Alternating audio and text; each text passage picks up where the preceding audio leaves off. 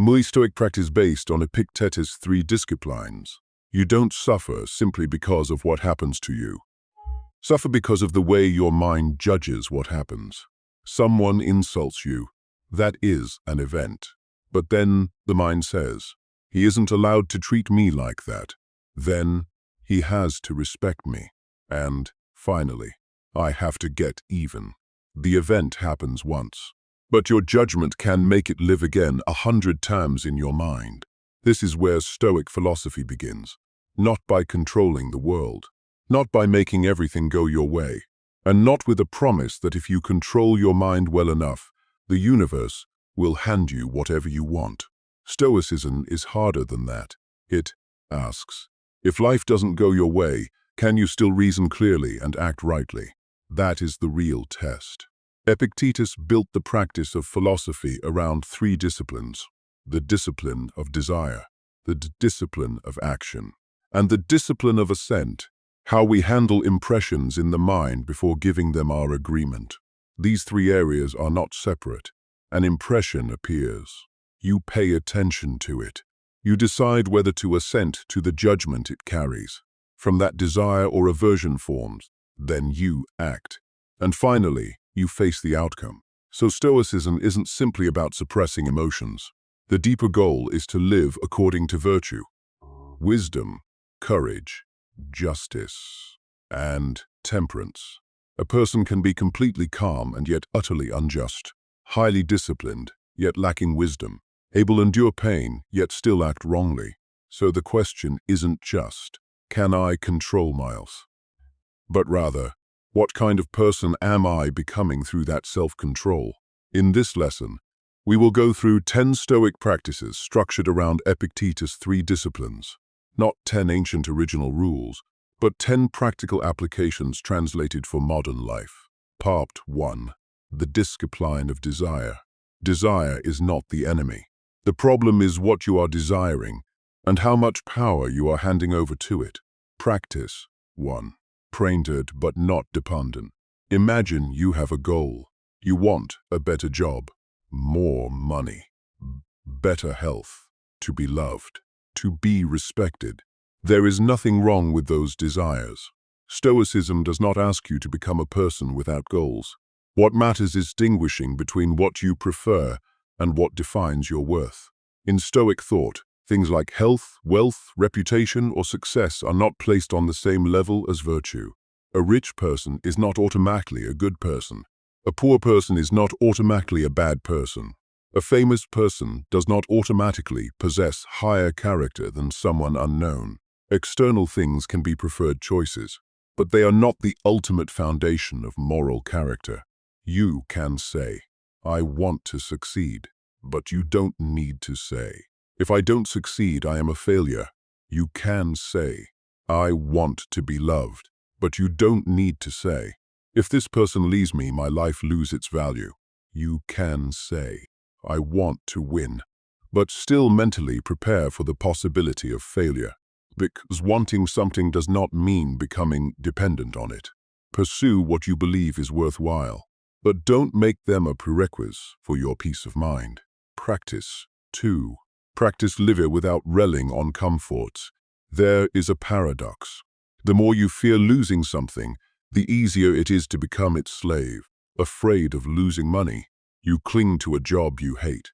Afraid of rejection, you stay in a relationship that isn't right for you.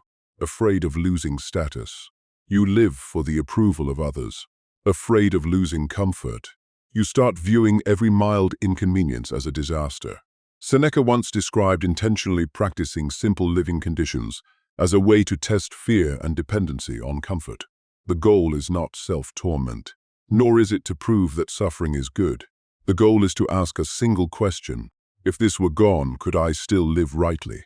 Occasionally eat a simple meal, cut back on shopping, put down your phone, spend time without familiar comforts, or voluntarily take on an inconvenient task you normally avoid.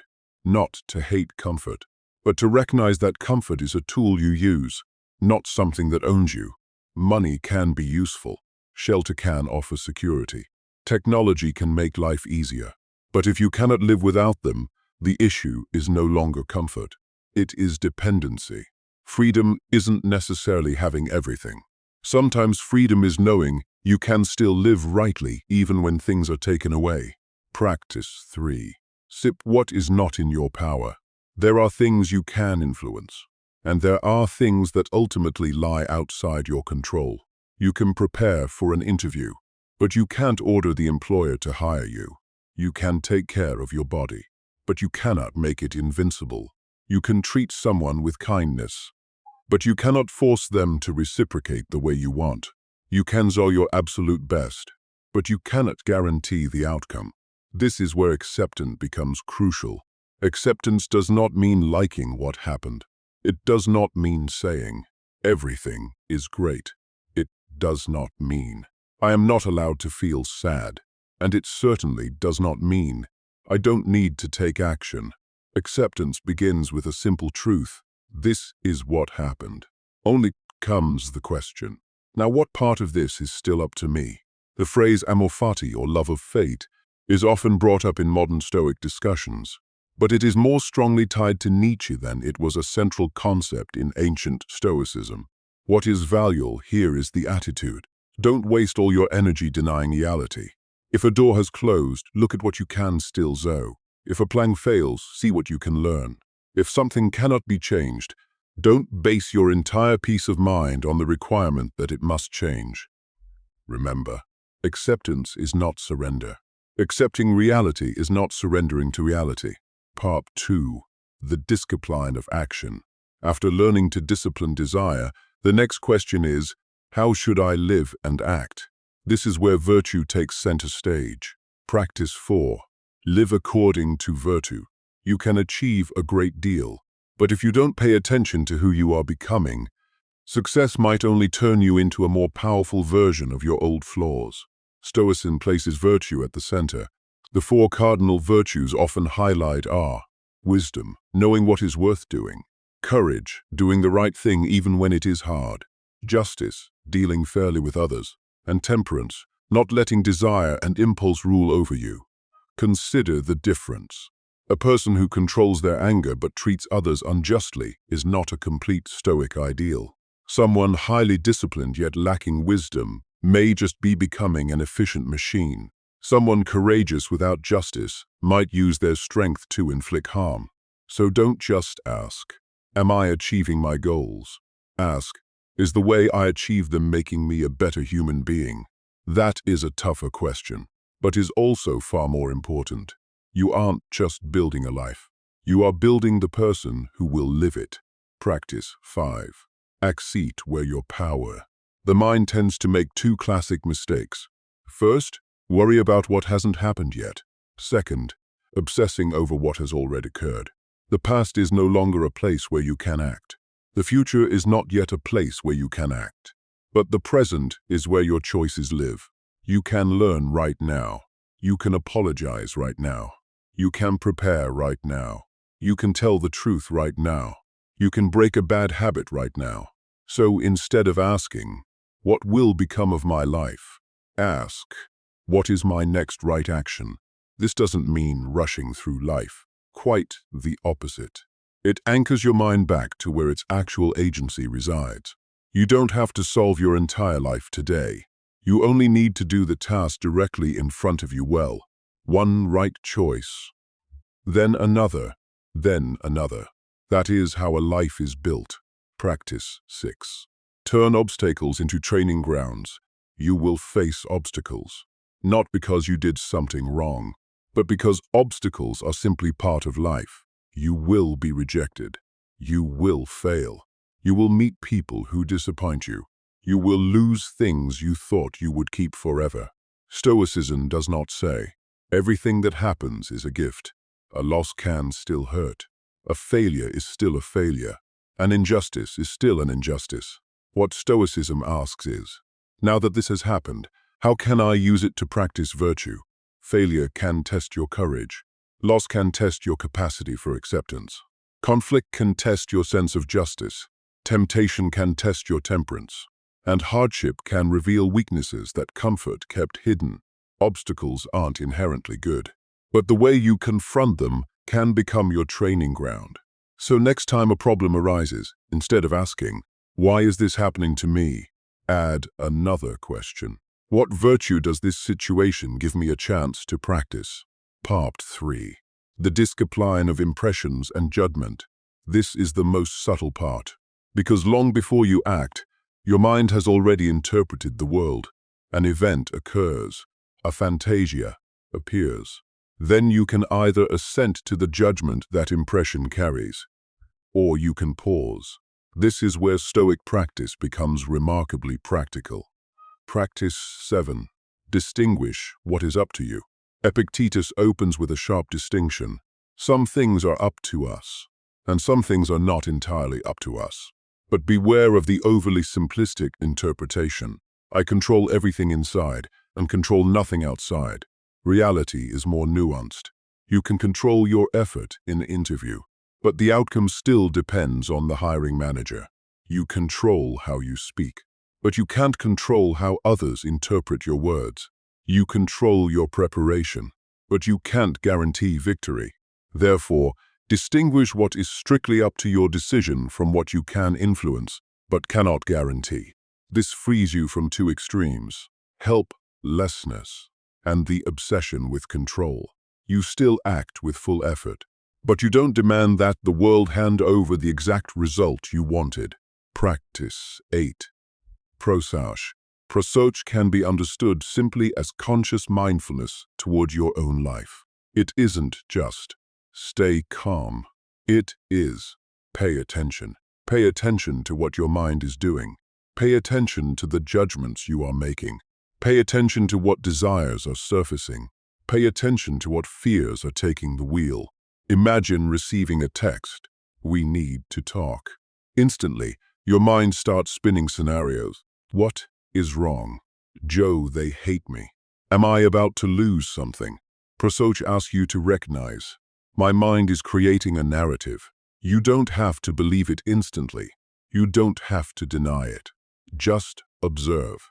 It is a tiny step, but it creates space between impression and judgment. Practice 9. Withhold assent. Just because an impression appears doesn't mean you have to agree with it. This is one of the single most crucial practices. Take a simple example. Someone doesn't reply to your text. The event. They haven't replied. Then the mind says, "They disrespect me." That is a judgment. Then I need to show them. That is a choice taking shape. The pause lies right in the middle. Impression, observation, examination, assent or refusal, action. Not every thought that pops into your head is trustworthy. Not every feeling is evidence. Not every story your mind tells is true. When a powerful impression strikes, ask, do I know this for sure, or am I assuming? Is this the objective fact, or is this my judgment of the fact? If I don't react right now, what changes? That pause is where self-mastery begins. Practice 10. Separate impressions from judgment. Take another example. You get an email. We have decided to go with another candidate. The event. You were not selected. But the mind adds, I am not good enough. Then I will never succeed. Then everything is pointlessness. Now strip them apart. Event. I was not picked for this job. Judgment. I am a failure. Those two things are not the same, and the gap between them is precisely where Stoic practice proves its power. You don't need to fool yourself with toxic positivity. It is fine, I will definitely win next time. You don't know that. Instead, state what is precise. I was not chosen this time. Next. What can I learn? What can I improve? What is the next right move? This isn't about suppressing emotion. You can still feel sad. You can still feel disappointed. But you don't have to turn disappointment into a verdict on your entire human worth. This is also where apatheia must be properly understood. Apatheia does not mean feeling nothing at all. It is closer to freedom from unhealthy, destructive passions tied to false judgments. A Stoic doesn't need to turn into a stone. They need to become a person who can catch impressions test judgments, and choose responses aligned with reason and virtue. The three disciplines united. Now, look back at the whole system. You have the discipline of desire, learning not to make external outcomes the condition of your intrinsic worth. The discipline of action, learning to act with virtue within your sphere of power. The discipline of assent, learning not to blindly agree with every judgment that pops into your mind. These three link together in a chain: impression, attention, judgment, desire or aversion, choice, action, outcome. And when the outcome arrives, you return once again to the question, what is still within my control? If there is action to take, act. If it cannot be changed, accept it. Then the cycle begins anew. That is not a formula to control life. It is a method to live better no matter what life throws your way. Practitioner Manavifo. Over the next Jaime-born hours, when someone angers you, don't immediately assent to your first judgment. Observe it. When something doesn't go as planned, separate the outcome from yourself. Worth. When you want something intensely, ask whether you merely prefer it or are dependent on it. When facing hardship, ask what virtue you can practice. When anxious about the future, return to the very next action within your power. When something is outside your control, stop demanding reality, change before you allow yours to live. And when an impression strikes, remember, you are not required to believe the first thing your mind tells you. Pause. Observe. Examine. Then assent. Then act. Stoicism does not promise a life without suffering. It doesn't promise you will always win. It doesn't promise others will treat you fairly. It doesn't promise every plan will succeed. And it doesn't demand that you become an emotionless robot. It makes a more modest proposal, but a far more powerful one. Learn to use your mind better. When impression appears, pay attention. When a judgment forms, test it. When a desire rises, ask if it is truly worth depending on. When it is time to act, act with virtue. When the outcome arrives, distinguish what remains in your hands. And when something cannot be changed, accept reality without surrendering your power to act. You don't control the world. You don't need to. You only need to master how you perceive, desire, choose, and act. Because between what happened to you and your next action, there is a gap. In that gap lies prososhe, attention, assent, agreement, judgment, evaluation, and, ultimately, choice, action. That is where Stoic practice begins, not by controlling fate, but by refusing to let external things decide who you will become. Reason clearly, desire rightly, act virtuously, and when life strays from your plans, stand firm.